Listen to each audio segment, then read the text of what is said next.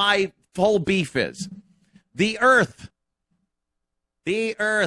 and all of its inhabitants, us being some inhabitants, will change the Earth based on from volcanic times when the Earth was first formed through the Ice Age, through the Earth is affected by many, many things. And animal life is one of those. If there were no people on the face of this Earth, the Earth will have been changed by animals in some way, shape, or form. I'm not talking about pumping hydrocarbons into the air. I don't think the cute little deer would do that. I don't see a panda bear lighting up an incinerator. But there are effects from animals being on the planet. Us being animals on this planet, we have figured out ways to pull resources from the planet, bend them, twist them, burn them, mix them, and churn out airplanes. It's astounding when you think about it. We don't even have to go into space to find any of that shit. Get me a shovel full of dirt, some water, and a tree. I'm going to make a plane. And, they figured out how to do it. It really is a miracle if you think about it. In doing all of this stuff that we do to enjoy our daily lives and this very program, we have byproducts of that, which at the very least might be a little piece of litter on the ground. At the very most, some fucking massive air pollution. Does it change the environment? Yes, does. Does it change the climate? Not sure. Probably. Is it bad and will lead to the end of Earth? No! Stop! Like I said the other day, the Earth could just do that dog wet shake and we're done. We're done. We don't have to save the planet. We're living here. We fucking, we use it up a little bit. We fucking, don't worry about the water. There's plenty of fucking water. The same water that you're using today, dinosaurs used. There's no more or less water on this planet than there was, aside from what they left on the fucking moon or put on some satellite that we launched. But believe me, it's insignificant when you really think about all the water on this planet. Every bit of it has been here. And it doesn't get destroyed. It goes through the ecological process of evaporation and precipitation. And that's what we do. I'm not saying let's spill oil in the ocean because it's fun and it won't hurt anything. But as we use the resources that are here on this planet to make our lives convenient, we do some damage. You want to call it that. Some damage. Is it a fatality? Is it a fatal damage we're doing? No. The climate change people, for nothing more than profit, want you to believe that in a mere few years, we will be headed toward catastrophe because of what we do to this planet. And if you look back to the early people of climate change, what was called global warming at the time, until it started getting cold and they had to change the name because everybody said, look, it's not fucking warm, it's freezing. Oh, it's climate change now. Climate change was a Republican created word. Really? The guy who did the, it was PR for, I think it was Bush. He was the one who coined that term.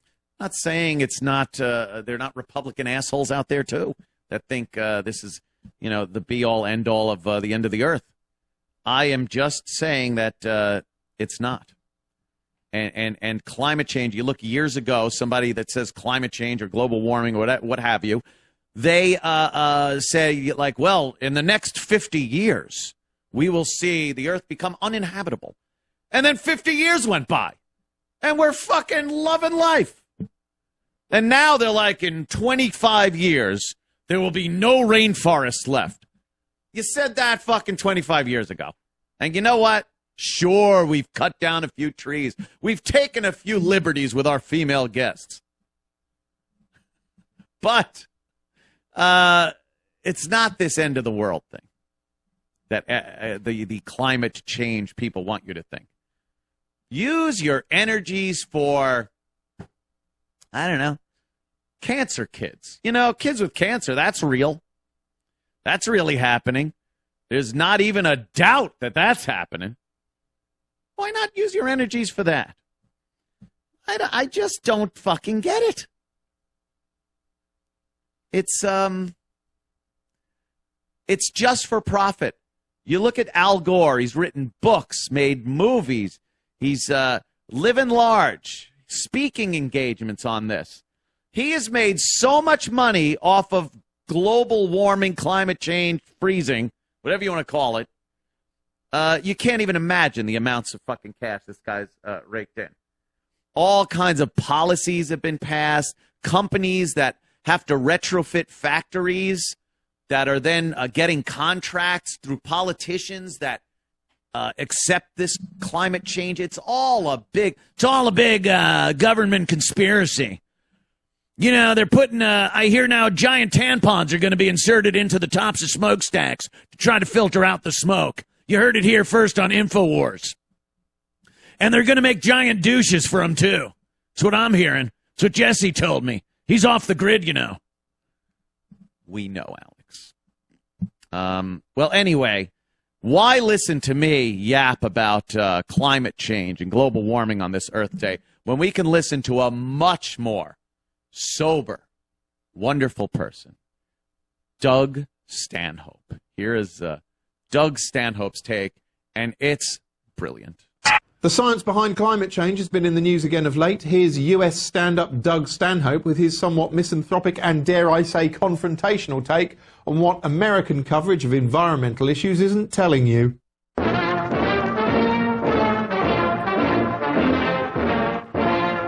I'm Doug Stanhope, and that's why I drink. Sometimes the American news is like a tired old whore that only tells you what you want to hear.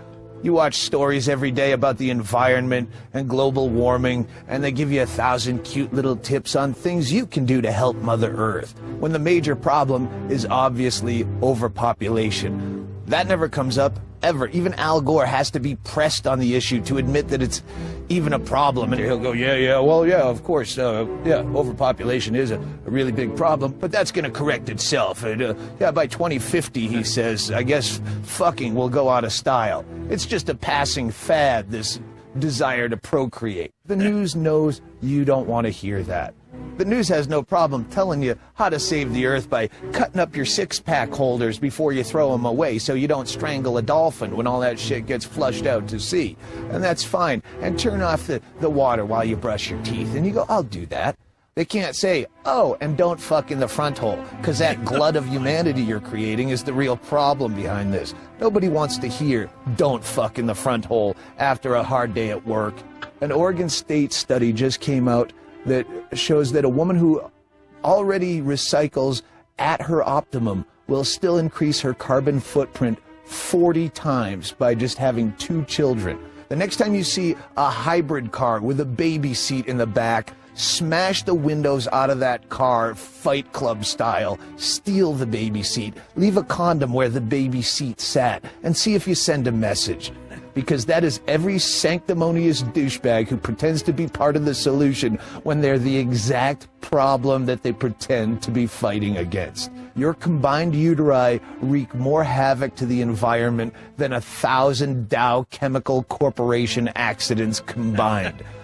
You don't have the baby, you could drive an entire fleet of Hummers to and from work every day, hanging your ass out the window and farting styrofoam packing peanuts into the atmosphere and still not cause a fraction of the damage that one stupid baby causes to this planet. If you want to help Mother Earth, try sodomy. Sodomy is eco-friendly and abortion is green. That's great. Doug Stanhope. On this Earth Day, talking about climate change and the cause and effect thereof. I gotta agree with the guy. Jobless zombie. Hey. How you doing, man? I'm calling because I was watching a documentary last night on HBO about fracking. I think it was called Gasland 2. And watching it, much like many documentaries, you start panicking about what you're watching. What is your thought about fracking? Yeah, I love it. I love a good fracking. I think fracking and the ability to pull gas, natural gas, liquid propane, things like that out of the ground. Oh, it's amazing, and it's a savior to our nation. It's what we've been looking for. Hey, let's stop our dependency on foreign oil. We've heard that for years and years and years. And then when we start doing stuff to do that, whether it's building nuclear power plants, which have an impeccable safety record, regardless of what happened at Fukushima and 3 Mile Island and over there in Russia, it's a pretty safe energy form. Can't build any more nuclear power plants. Our own oil. How about our own oil? We pump our own oil. We fucking refine it. Oh, no more refineries. We're not allowed to make any more new refineries to refine any of this oil. So we literally are forced to export like oil when we could use it ourselves. And how about fracking? I have fire coming out of my toilet bowl. I can't fucking. It's literally saving our nation economically by giving us a fuel source that is pretty much just available here in this country. I agree, but if your sprinklers were shooting out fire, you would be like pissed off, no?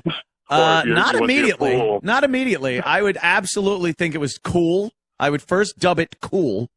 Then I would take videos of it to make it viral. I would go and get a different kind of sprinklers. I would get the one that goes like this and have that one be fire. And then I would have the because that would look really intense. And then maybe have some of the neighborhood children run through it. That would be cool. Then I might get mad that my lawn was on fire. But I honestly don't. I think what was happening here, if there is a flammable gas mixing with water and coming out people's faucets, I have heard that this was happening before fracking. It is a natural occurrence in the area. They probably shouldn't have built houses there on this type of gas pockets that are leaking their gas. But I love the idea of fracking. Frack away. Drill, drill, drill, I say also. Let's drill like we used to back in the older days.